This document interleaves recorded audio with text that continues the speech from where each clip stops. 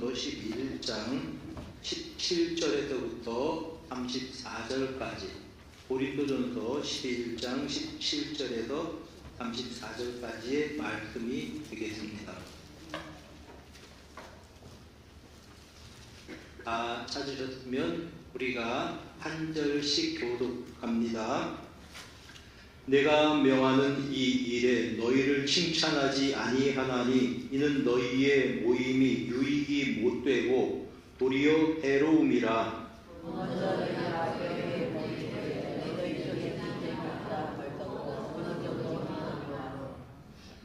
너희 중에 파당이 있어야 너희 중에 옳다 인정함을 받은 자들이 나타나게 되리라.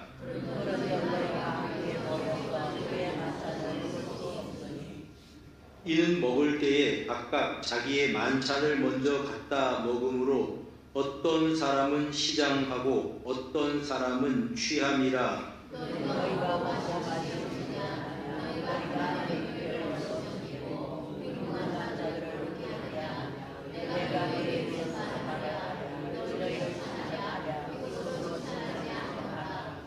내가 너희에게 전한 것은 주께 받은 것이니 곧 주 예수께서 잡히시던 밤에 떡을 가지사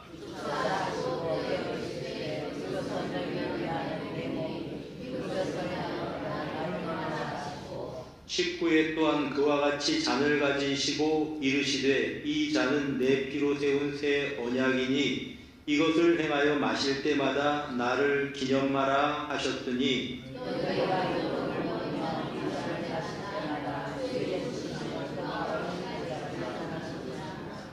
그러므로 누구든지 주의 떡이나 잔을 합당하지 않게 먹고 마시는 자는 주의 몸과 피에 대하여 죄를 짓는 것이니라.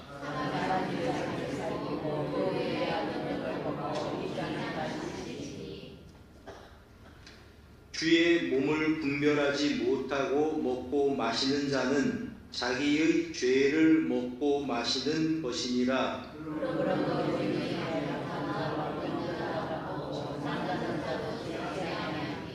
우리가 우리를 살폈으면 판단을 받지 아니하려니와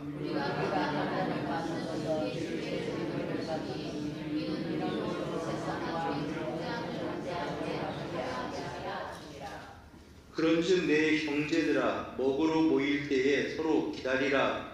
만일 누구든지 시장하거든 집에서 먹을지니 이는 너희의 모임이 판단받는 모임이 되지 않게 하려 함이라. 그 밖의 일들은 내가 언제든지 갈 때에 바로 잡으리라. 아멘.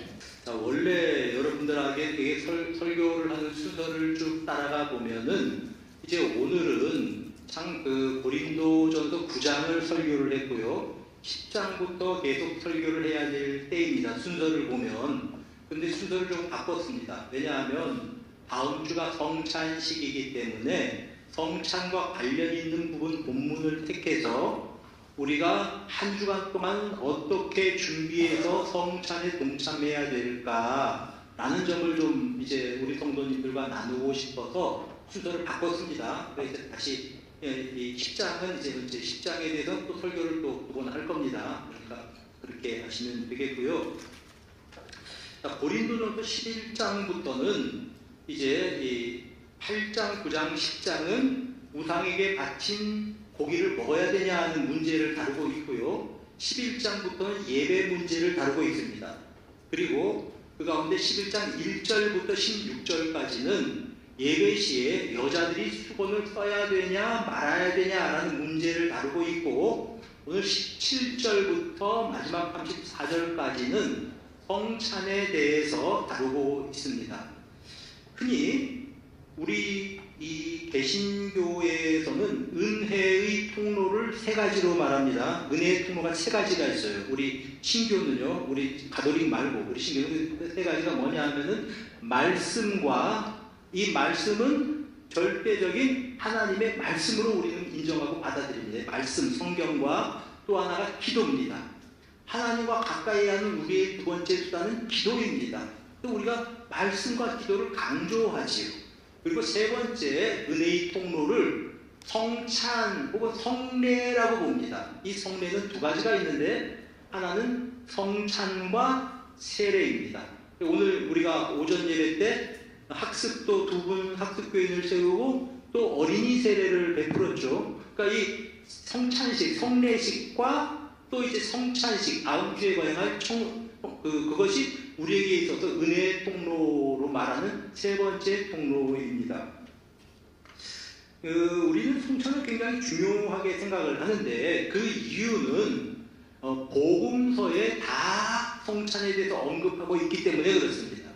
특별히 마태, 마가, 누가복음에는 성찬에 대해서 이제 굉장히 자세하게 언급을 하고 있는데 요한복음에는 마지막 제자들과 식사한 그 성찬은 빠져 있는 것 같아 보입니다. 그런데 사실은 요한복음 6장에 그 내용이 들어가 있어요. 예수님이 오병이어로 사람들을 다 5,000명 먹이신 다음에 내 살은 참된 떡이다. 그리고 이 떡을 먹는 사람은 영생하겠다라고 말씀하시는 이 가르침이 성찬의 가르침하고 완전히 이제 일치합니다. 그래서 이제 요한복음에는 6장에 성찬 자체가 아니라 성찬의 의미에 대해서 잘 가르쳐주고 있기 때문에 이제 결국은 사복음서에 성찬이 다 등장한다라고 보아도 무방합니다. 성찬의 근거를 구약에서 찾을 수 있는 사건이 바로 유월절입니다. 오늘 오전에도 말씀을 드렸지만은 유월절은 하나님께서 애굽에 있는 그 장자들, 처자들 혹은 뭐 짐승의 첫 새끼 하나님께 죽음의 사자를 보내셔서 다 애굽을 심판하시는 겁니다.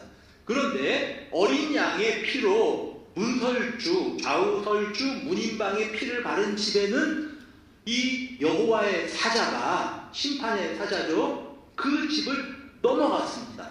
그래서 이제 그것을 유월절 혹은 과월절이라고 하는데 이제 넘어갔다는 뜻이죠. 그래서 영어로 패스오버, 넘어갔어요. 심판이. 그런 의미입니다. 자, 그런데 그 유월절에는 이제 그들이 그 집에서 뭘 합니까? 고기를 잡아가지고 양을 잡아서 고기를 구워서 먹는 거죠. 그 안에 있는 사람들이. 그리고 누룩 없는 떡을 먹고 쓴나물을 먹고 뭐 허리에 띠를 동이고 신을 신고 급하게 먹으라고 그렇게 되어 있습니다. 그래서 그 유월절 식사를 기념해서 이스라엘 백성들은 1년에 3번 큰 축제가 있는데 그 중에 하나가 첫 번째 축제가 유월절입니다. 유월절은 그러면 우리와 유월절이 무슨 관계가 있느냐? 예수님께서 이제 제자들과 함께 식사를 나누신 십자가에 잡히시던 그날 밤의 식사가 유월절 식사였습니다. 유대인들은 다 유월절 모여서 그 식사를 하지 않습니까? 바로 그래서 이제 유월절의 의미를 생각을 해보는 이유가 유월절 식사가 예수님과 제자들의 저녁 식사와 연결이 된다라고 하는 것. 우리가 이제 이렇게 생각을 해야 합니다.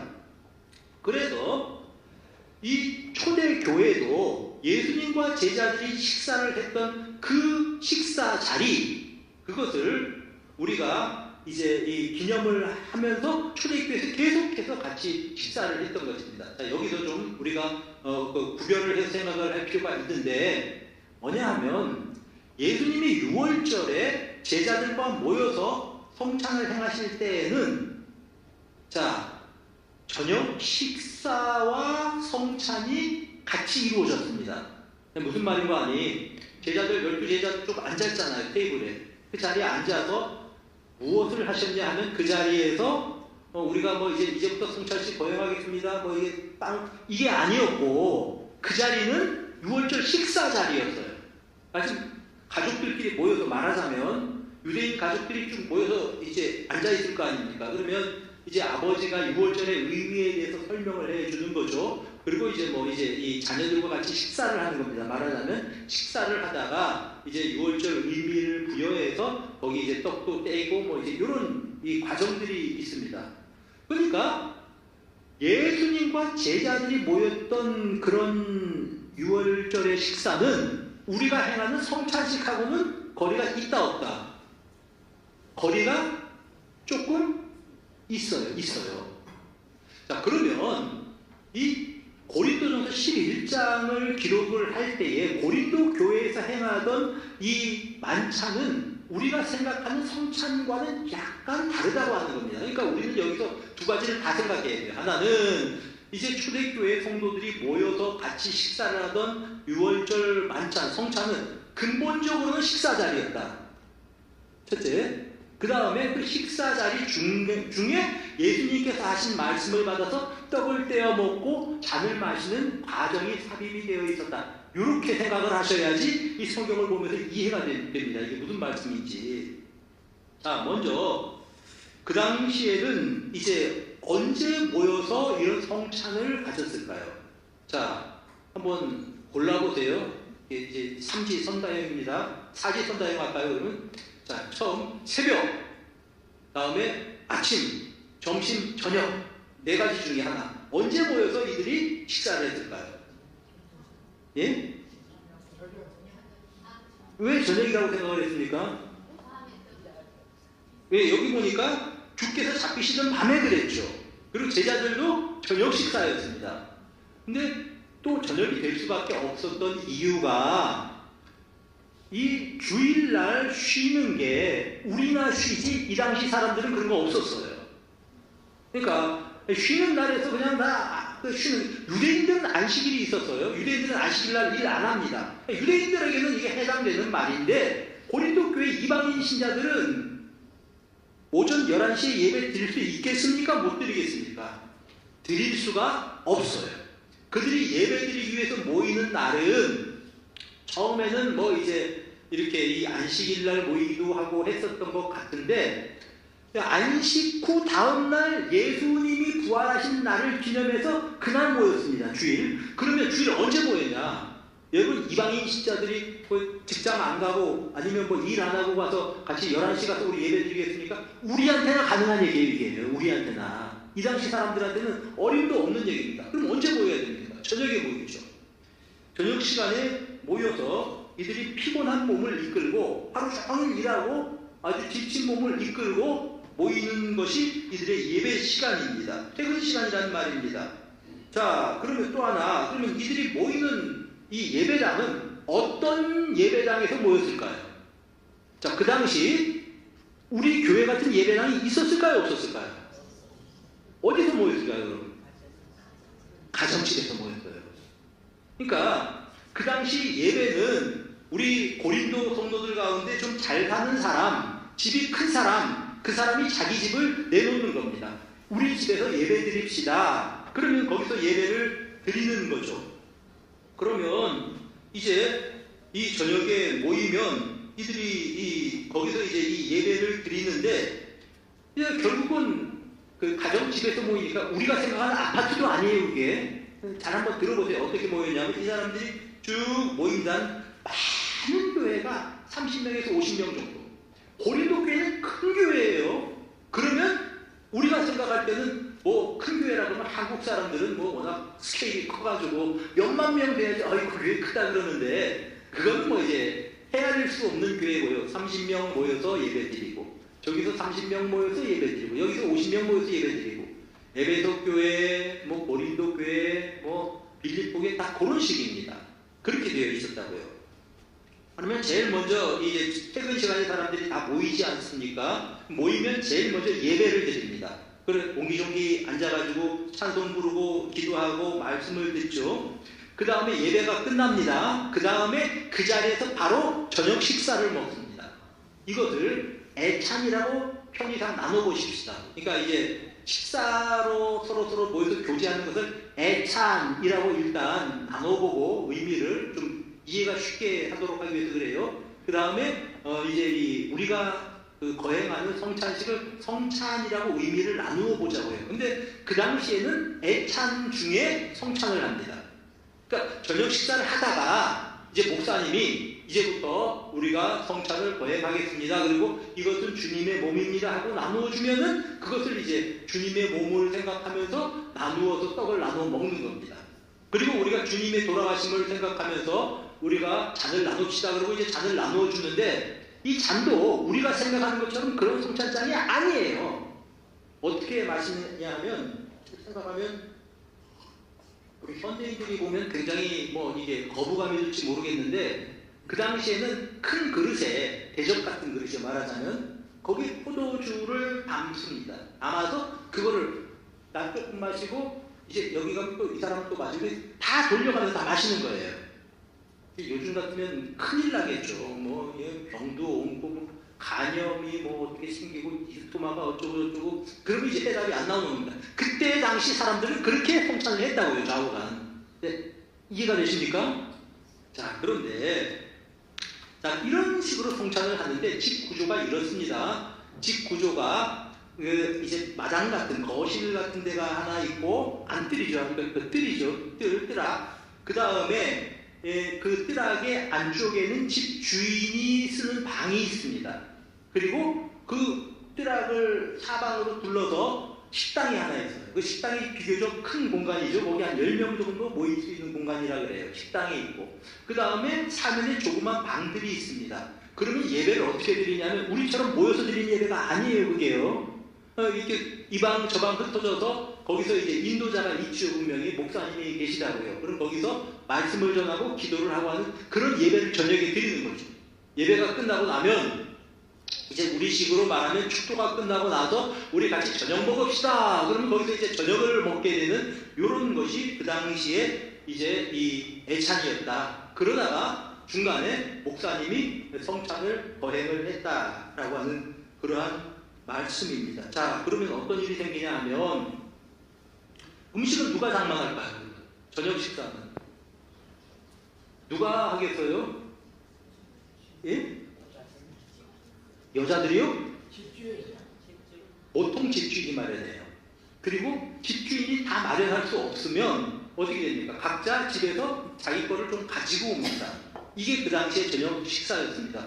그러니까 여러분 이제 우리가 이 브리스길라와 아굴라와 그의 집에 있는 교회라고 할 때 엄청 성가신 일이에요. 브리스길라 아굴라 입장에서는 다 그 장소를 준비를 해가지고 저녁 식사 준비를 하고 사람들 대접을 했다니까요. 집 주인이 준비를 하는 경우가 있고 그리고 또 집 주인한테는 계속 폐를 끼칠 수 없으니 사람들이 각자 자기 집에서 먹을 만한 도시락을 각각 싸가지고 왔다는 말입니다. 그래서 식사를 나누는 겁니다. 자, 그러면 한번 또 생각해 봅시다. 시간이 남고 경제적으로 넉넉한 사람들은 좀 일찍 예배 시간에 나올 수가 있겠지요. 그 사람들은 어디 가서 보통 앉아서 저녁 식사를 먹게 될까요? 앞자리인데, 그러니까 쉽게 말하면 정답이 뭐냐면 주인의 방 안방에 있는 주인의 거실이 있는 그 공간입니다. 주인이 앉아 있는. 그러니까 그 좀 예배 시간에 일찍 나올 수 있는 사람은 경제적으로 여유가 있는 사람이에요. 잔업 안 해도 되고 뭐 시간의 수당 그런 거 필요 없는 사람들입니다. 그런 사람들이 와서 주인하고 이렇게 앉아서 좀 신분이 있는 사람들끼리 식사를 하고 그 다음에 또 작은 방에는 각각 식사를 하는데 어떤 사람들이 있냐 하면은 열심히 일을 하고 예배를 드리고 싶은데 일이 좀 늦게 끝나는 사람들이 있을 수 있습니다. 그 사람들은 말하자면 기름때 묻은 옷을 그대로 하고 와서 예배에 참석하는 겁니다. 그러면 그 늦은 시간에 오는 사람이 안방에 들어가서 같이 식사할 수 있을까요? 안 되죠. 예배가 진행 중이고 식사가 진행 중이에요. 그러면 그런 사람들은 이제 나중에 오는 사람들이 먹을 거 다 갖다 먹어서 먹을 게 없는 경우도 생긴다는 겁니다.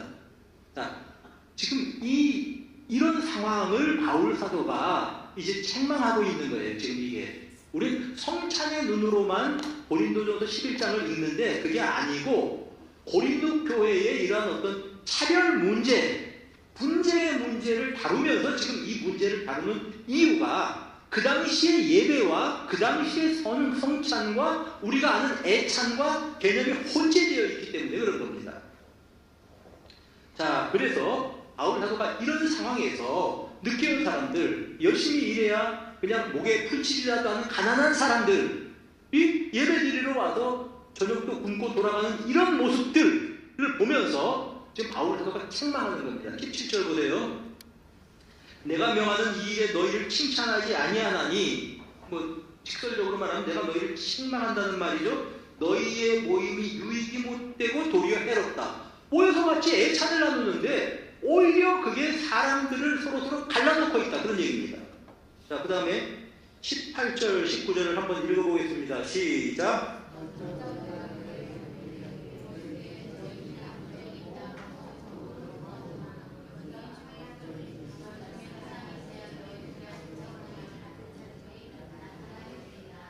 참 이제 번역을 좀 희한하게 해놔서 이해가 좀 꼬이게 이해가지고 이게 쉽게 말하면 이겁니다. 18절, 19절. 너희 중에 분쟁이 있다 함을 듣고 어느 정도 믿거니와. 이 말은 너희들 싸우는 거 더 싸워라 그 뜻이 아니에요. 그 다음 절 보세요. 19절. 너희 중에 옳다 인정함을 받은 자들이 나타나게 되리라. 서로 이제 논쟁을 한다는 거예요. 내 말이 맞냐, 네 말이 맞냐, 네가 그 해석하는 게 성경이 맞냐, 내가 해석하는 성경이 맞냐, 이러면서 옳다. 그러다 보니까 그냥 분쟁이 없을 수는 없지만 그런 뜻입니다. 분쟁하는 얘기가 아니에요. 이게요. 18절 19절 없을 수 없다. 그래서 내가 그거는 이해한다. 그런데 너희 고린도 교회는 지나치게 파당이 나눠졌다. 그 이야기입니다. 자, 그런데 그 다음 20절 한번 보세요. 그렇게 분쟁이 있는 교회에서 너희가 함께 모여서 주의 만찬을 먹을 수 없다. 함께 모여서 같이 식사를 할 수도 없다는 얘기예요. 이 여유가 있는 사람들은 좀 일찍 와서 같이 식사를 느긋하게 하고 포도주도 갖다 마시고 그러는데, 그리고 취하기도 하고 자기들은 이게 시간이 안 나서 저녁에 퇴근하자마자 달려오는데도 예배 시간이 안 되는 사람들이 있다는 얘기예요. 이 당시에 이 사람들은 저녁도 못 먹고 쫄쫄 굶고 돌아가면 이것이 주와 함께 모여서 만찬을 먹을 수 없으니 20절 먹을 때 각각 자기의 만찬을 먼저 갖다 먹음으로 어떤 사람은 시장하고 어떤 사람은 취하고. 바울 사도가 지금 심하게 야단을 치는 거예요. 어떤 사람은 일찍 와서 여유가 있어서 배불리 먹고 배를 막 두드리고 있고, 늦게 오는 사람들 얼마나 참 일을 하다가 피곤하겠어요. 그래도 예배 드린다고 나는 그리스도인자라고 생각하고 교회에 달려왔는데, 누가 음식이라는 음식을 다 갖다 먹었어요. 먼저 온 사람들이. 그 안방에도 들어가지 못해요. 이 사람들은 저 멀리 구석쟁이 어디 좀 자리 나는데 앉아가지고 뭐 좀 먹으려고 했는데 봤더니 먹을 게 다 떨어졌어. 이런 경우들이 생긴다는 거죠. 바울 사도가 이런 모습을 알고 있기 때문에 아주 그냥 심하게 야단을 치는 겁니다. 네가 올리 내가 올리 그러고 싸우는 거 그럴 수 있다 치자. 같이 모여서 밥 먹는데도 이렇게 사람들이 나눠줘야 되냐. 지금 이렇게 야단을 치는 겁니다. 바울 사도가. 그렇게 하면 안 된다는 거예요. 교회에서는 그렇게 하면 안 된다는 겁니다. 그러면서 계속 야단을 칩니다. 22절 보세요. 너희에게 먹고 마실 집이 없느냐. 한번 읽어봅시다. 시작. 너희가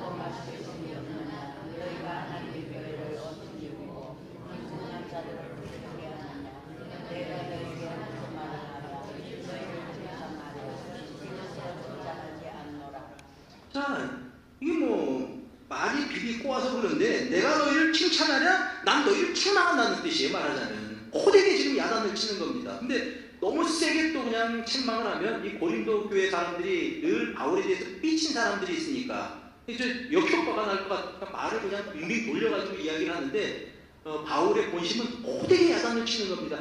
우리가 공동체 아니냐, 우리가 귀하는 형제 자매가 아니냐, 한 피마다 한 몸일은 우리 형제 자매인데 누구는 먹어서 배부르고 누구는 취하고 누구는 먹을 것도 없어서 쫄쫄 굶고 이게 되겠냐. 예배드리러 와서 이거 있을 수도 없는 일이다 라고 지금 야단을 치고 있는 겁니다. 그러면서 그들을 야단치면서 너희들이 주님께서 제자들과 함께 식사하던 그 애찬의 정신, 성찬의 정신을 회복해야 된다 그러면서 23절부터는 이제 복음서에 나오는 우리 주님의 말씀을 거의 흡사한 말씀을 합니다. 23절 보세요. 내가 전한 것은 주께 받은 것이니 곧 주께서 잡히시던 밤에 떡을 가지사 축사하시고 떼어 이르시되 이것은 너희를 위하는 내 몸이니 이것을 행하여 나를 기념하라 하시고, 또 이제 25절 식후에 이와 같이 잔을 가지고 이르시되 이 잔은 내 피로 세운 새 언약이다 이렇게 말씀을 하셨다는 거죠. 그럼 우리가 성찬 때 많이 들었던 말씀이니까 이렇게 주님께서 말씀하셨다라는 것입니다. 그리고 이 성찬을 하는 이유는, 자 여러분 잘 기억하세요. 다음 주에 성찬식을 우리가 가지게 될 텐데, 성찬식을 가지는 이유는 주의 죽으심을 그가 오실 때까지 전하는 것이다 이렇게 말씀을 하고 있습니다. 그러면서 그 다음 절을 잘 이해하셔야 됩니다. 27절. 그러므로 누구든지 주의 떡이나 잔을 합당하지 않게 먹고 마시는 자는 주의 몸과 피에 대하여 죄를 짓는 것이니라.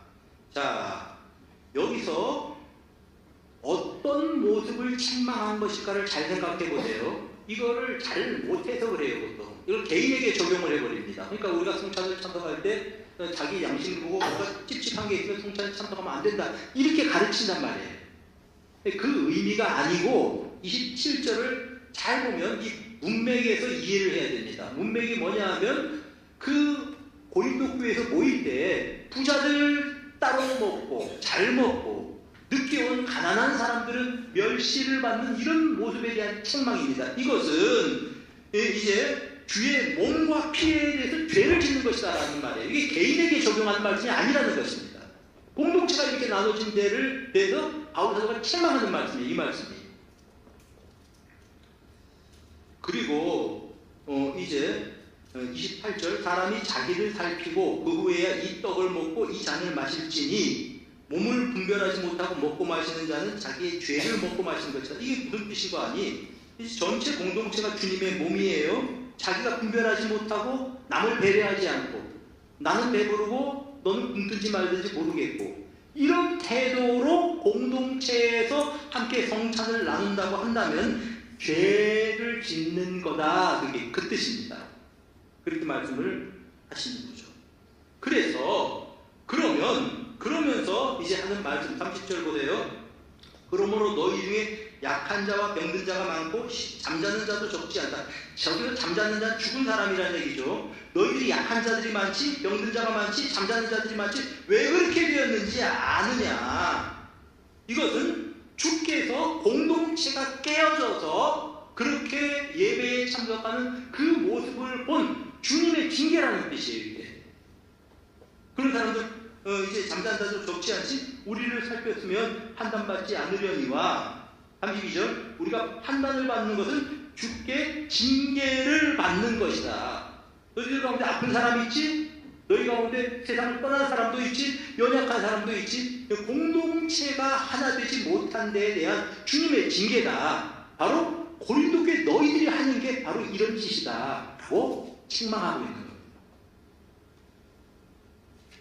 그래서 33절에 바울 사도가 내린 결론이 그겁니다. 지금 주로 애찬에 대한 내용이 많이 있어요. 33절 한번 읽어봅니다. 시작. 예, 그 얘기입니다. 자, 가난한 자들, 늦게 올 수 있는 밖에 없는 자들이 있으면 성찬, 이거 애찬을 기다렸다가 나중에 그 사람들하고 같이 먹으라는 이야기입니다. 다시 말하면 교회는 기준을 어디에 두는 공동체인가 하면은 교회는 기준을 눈을 아래에 두고 높은 자가 낮아져서 낮은 자와 하나가 되는 공동체가 교회라는 얘기예요. 부유한 자가 가난한 자와 눈높이를 맞추어서 비록 우리가 생활은 뭐 다르고 집안 평수가 저 사람은 100평에 살고 이 사람은 18평에 살지만 주 안에서 우리는 형제와 자매라고 말하면서 눈높이를 낮추어서 눈높이를 가난한 사람들에 맞추고 눈높이를 연약한 사람들에 맞추고 우리가 배웠다고 생각하는 사람들은 눈높이를 못 배운 사람의 눈에 맞추어서 그들과 하나가 되게 만드는 것이 교회라고 하는 말입니다. 그러면 여러 계층의 사람이 하나가 되려면 방법이 하나입니다. 부유한 사람이 낮은 사람과 맞춰줘야 돼요. 똑똑한 사람이 좀 무식한 사람, 그러니까 죄송합니다. 못 배운 사람과 맞춰줘야 되는 겁니다. 눈높이를. 그래야 공동체가 하나 될 거 아닙니까? 그래서 내 형제들아 먹으러 모일 때에 서로 기다리라 이렇게 지금 말씀을 하고 있는 것입니다. 이게 안 되면 공동체라고 할 수 없는 것이다. 이런 책망이 여기 이제 포함되어 있는 겁니다. 이거를 보면 제가 이제 생각나는 분이 한 분 있어요. 서로 기다리라. 제가 이제 섬기던 교회에 그 교육전도사라 있던 교회가 있습니다. 그 교회에 모 장로님이 있습니다. 정모 장로님. 근데 그 장로님이 그 당시 이제 현대에 그 현대 서비스 센터라고 하는 회사가 있었거든요. 그 회사의 부회장이었어요. 그러니까 말단 셀러리맨으로 해서 굉장히 이제 이렇게 진급을 하고 이렇게 성공한 셀러리맨이죠. 그 당시 그 교회에서 재산이 제일 많은 분이었습니다. 근데 그분이 헌금을 어떻게 하시냐 하면, 자, 교회를 짓자라고 한번 건축 헌금을 작정한 적이 있습니다. 근데 이분이 이제 그 재산이 있어요. 근데 작정을 이 사람은 제일 나중에 작정을 합니다. 그 이유가 있어요. 사람들이 다 뭐 이제 우리 예배당 짓는데 얼마 작정할 거 아닙니까? 가난한 사람은 다 작정한 다음에 뭐 제일 우리 교회에서 헌금을 많이 한 사람이 누굽니까? 그 헌금 액수를 듣고 자기가 거기하고 꼭 맞춰서 헌금합니다. 이게 돈이 없어서 그런 거 아니에요? 왜냐하면 이 예배당은 정독화의 예배당이 아니야. 정장로님 지로는 그랬습니다. 그 정독화가 지은 예배당 아니야.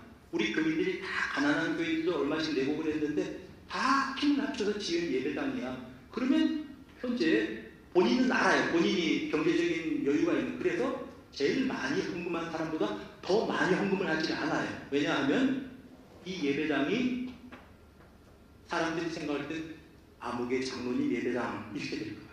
그 장로님 제가 잊지를 못합니다. 왜냐하면 교육전도사로 있을 때에, 그때 교육전도사로 있으니까 등록금이 없잖아요. 그 사정을 이제 이 여전도사 한 사람이 그 당시에 이제 이 정장로님이 그 당시 교육위원장이었거든요. 찔렀습니다. 이 전도사가 지금 등록금을 못하고 있습니다고 어떻게 생각했습니까? 그럼요, 찬양하죠. 전도사님 미안합니다. 사회적으로 그렇게 이야기할 상황이 아니죠, 그분이. 미안합니다. 그러면서 그 교회에서 저 때부터 시작해서 신대원 다닌 사람 전액 장학금을 줬습니다. 전액 학비를 대줬어요, 말하자면. 그래서 제가 신대원을 다닐 수 있었던 겁니다. 그러니까 그 장로님이 생각이 나요. 그 장로님 어떻게 보면 그 사람도 자수성가형이거든요. 어려서부터 뭐 고생한 집에서 커서 간신히 어떻게 그냥 그 자수성가하고 뭐 흔히 오늘날로 말하면 알바하고 그래서 대학 졸업하고 현대에 이렇게 입사를 해서 이제 그때 뭐 거기 부회장까지 아는 것처럼 현대라는 그룹이 다 오너들이 있지 않습니까? 정씨들이 다 하잖아요. 그분도 정씨는 정씨예요. 근데 그 오너 정씨하고 다른 정씨예요. 이거는 그 현대 배구단 단장도 하고 했었는데 그분이 생각이 나는 게 그분이 성공한 사람이지만 자기를 드러내지 않는 거예요. 자기 드러내지 않아요. 그리고 자기가 얼마든지 헌금할 수 있지만 제일 헌금 많이 하는 사람보다 더 안 하겠습니다. 그렇게 얘기해. 그 이유가 돈이 없어서가 아니라 아까워서가 아니라 이 예배당은 우리 교인들이 같이 짓는 예배당이기 때문에 그랬습니다. 제가 그분이 참 생각이 나요. 그렇게 했구나. 고생을 했지만 공동체성을 이분이 생각을 한 거구나. 그렇습니다. 교회는 그렇게 섬기는 겁니다. 그렇게 봉사하는 것이 섬기는 자들의 자세다라고 하는 그러한 말씀입니다. 자, 다음 주에 우리가 성찬을 하죠. 그 몇 가지만 좀 이제 성찬의 의미에 대해서 조금 설명을 하고 말씀을 이제 내지려고 합니다.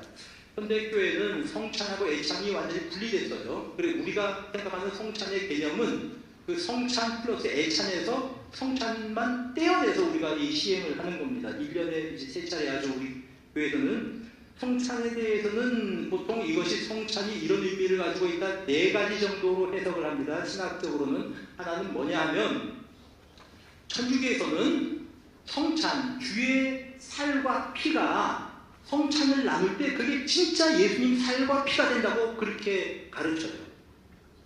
그게 이제 천주교의 가르침입니다. 그걸 화채설이라고 그렇게 말합니다.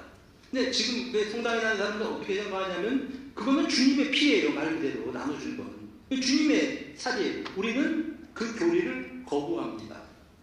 그렇게 받아들이잖아요. 그리고 또 그쪽에 극단적인 가르침 중에서는 기념설이라고 하는 게 있습니다. 찌빙글리, 오늘날 보면 침례교 쪽에서 일부 이렇게 받아들이는 교리인데 떡과 포도주는 아무것도 아니고 그냥 주님을 기념하기 위한 거다. 뭐 이제 별 의미가 없다라고 가르치는 기념설이라고 하는 그런 교리가 있고요. 그리고 또 루터교에서 가르치는 가르침이 있는데 그냥 뭐 그런 게 있다고만 하고 그냥 이해하세요. 이거 설명하자면 굉장히 복잡해요. 이것 때문에 막 중세에 막 싸우고 종교개혁의 이유 중에 하나가 이게 이런 성찬 문제가 있었거든요. 루터교는 이제 어떻게 말하냐 하면은 공제설이라고 말해요. 무슨 말이고 하니 떡과 포도주는 진짜 예수님의 살과 피는 아니라고 할지라도 거기에 예수님께서 이제 함께 계신다 이렇게 가르쳐요. 좀 애매하죠. 그걸 공제설 그렇게 말해요. 지금도 독일의 루터교에서는 그런 교리를 믿습니다. 우리는 이걸 어떻게 해석을 하냐 하면은 기념설이 이렇게 우리는 영적 임재설 그렇게 말해요. 영적 임재설 뭐냐면 이제 칼빈의 주장인데 종교개혁자 우리가 떡과 포도주는 이거는 분명히 그냥 그 떡이고 포도주일 뿐입니다. 주님의 살과 피는 아닙니다. 화학적으로 변화가 일어나는 건 아니라는 거죠. 그런데 그것을 우리 그 가운데 예수님께서 주님께서 영적으로 임재해 계신다고 하는 게 영적 임재설이에요. 이게 우리가 이제 받아들이는 교리입니다. 그러니까 루터교하고 우리하고도 약간 좀 틀려요. 틀리고 가톨릭하고는 완전히 틀리고 그다음 기념설하고도 좀 틀리고 뭐 이제 그렇습니다. 어쨌든 뭐 이런 게 있다는 걸로만 알고 계시고 그것 때문에 막 복잡하게 여러분들이 싸워서 신학 논쟁을 할 것도 아니고 논문 쓸 것도 아니고 하니까 대략 이렇게 나눠져 있는데 우리는 떡과 포도주가 주님의 살로 화학적으로 변하는 건 아니지만 영적으로 주님께서 임재해 계신다고 우리는 믿는다. 이렇게 여러분들이 그냥 받아들이시면 이제 쉽습니다. 자, 다음 주에 성찬식입니다. 우리가 매주 애찬은 하지만 성찬에 참여하면서 주님의 은혜를 다시 한번 새겨보도록 합시다. 그리고 중요한 게 성찬이 공동체성의 회복입니다. 주님과의 연합과 우리 모두가 한 피바다 한 몸 이룬 형제와 자매다라고 하는 그런 고백이고 그렇게 사람들을 바라보고 우리가 손을 잡고 하나님을 찬양하는 겁니다. 그러니까 우리가 찬송으로 고백하는 것처럼 죄인도 원수도 친구로 변하는 것이 성찬식입니다. 왜? 주님의 피와 살을 우리가 같이 먹고 마시는데 거기 원수가 어디 있습니까? 형제죠. 자매죠. 그것을 강조하는 것이 성찬의 의미다라고 하는 말씀입니다. 그래서 이 한 주간 동안도 이런 성찬의 의미를 생각을 하시고 성찬을 받으면서 구원의 간격을 회복하시기를 바라고 성찬에 참여하면서 병 낫는 역사가 있기를 바라고 성찬에 참여하면서 내 영혼이 새롭게 되는 놀라운 축복이 다음 주에 우리가 같은 성찬식을 통해서 이루어지기를 우리 주님의 이름으로 축복합니다. 기도합시다. 하나님 아버지, 우리가 이 성찬식을 통해서 이제 우리의 공동체성을 회복하게 하시고 서로가 하나 되고 형제와 자매로 교제하는 시간이 되게 하시고 무엇보다 이 성찬식을 통해서 구원의 기쁨을 회복하게 은혜를 베풀어 주옵소서. 성찬 받을 때에 병든 자들이 병 낫게 하시고 연약한 심령이 회복이 되게 하시고 또 이 성찬 받을 때에 우리 하나님 아버지 이제 우리의 마음이 녹아서 관용과 화평의 마음으로 충만해지게 하옵소서. 예수님 이름으로 기도드립니다. 아멘.